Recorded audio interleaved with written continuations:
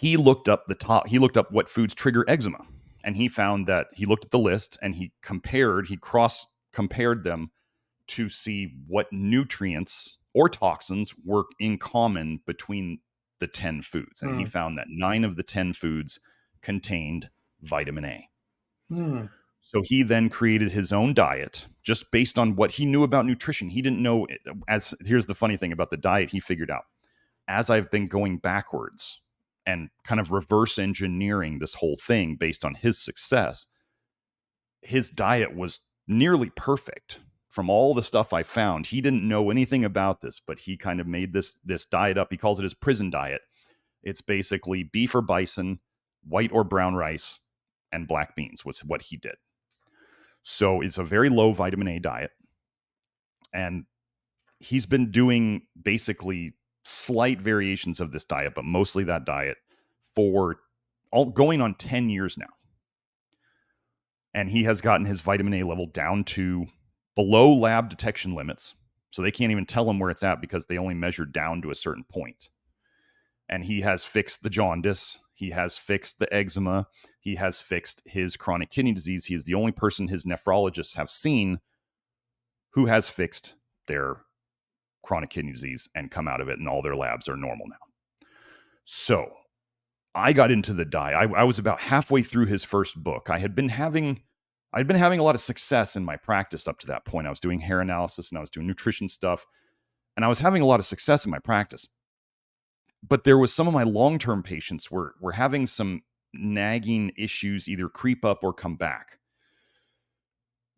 Being the person that I am, I didn't blame them. I tried to tell them things that I thought might work, or things to do a little bit more of this or a little bit less of that, or make sure you're not eating this or whatever. But I didn't know about the vitamin A thing. So then when I read Grant's book, I was about halfway through it, and I kind of sat back in my chair. I remember this, and I thought to myself, like, I have to change everything, because I had been having people eat more vitamin A in their diet.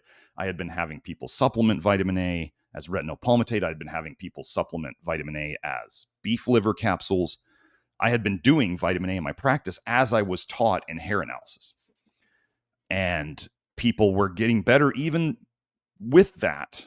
But over time, they were developing stuff, because one of the biggest things about vitamin A is that it accumulates in fat cells. It accumulates anywhere you can store it, any place in your body that has fat.